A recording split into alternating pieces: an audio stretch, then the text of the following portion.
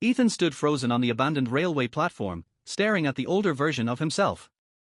Before he could say anything, the lights suddenly went out. When they came back on, the man was gone. There was no sign that anyone had ever been there. Then Ethan noticed something lying on the tracks.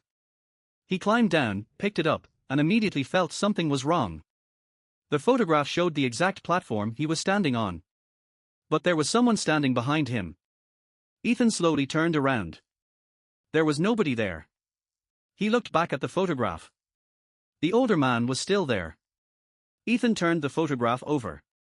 Written on the back were 5 words. "You have already seen me." Then he noticed the date. The photograph was 30 years old. Ethan rushed back into the control room and began searching through the rest of the photographs. At first, they seemed completely random. Then Ethan started recognizing himself. There were photographs of him walking through the city, entering cafes, returning home, and even sleeping in his bedroom. Someone had been watching him for years. But then Ethan noticed something that made his blood run cold. Some of the photographs had dates from before he was even born.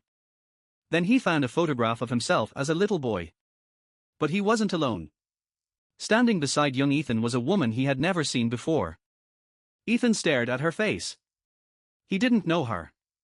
He turned the photograph over.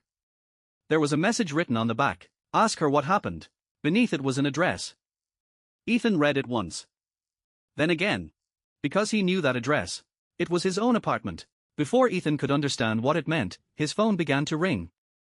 The caller ID simply said, "Unknown." He answered. For several seconds, there was nothing but silence. Then a woman's voice whispered his name. "Ethan. You were never supposed to find those photographs." Ethan slowly lowered the phone. Then he looked toward the doorway. The woman from the photograph was standing there. But that was impossible. Ethan had never told anyone where he was.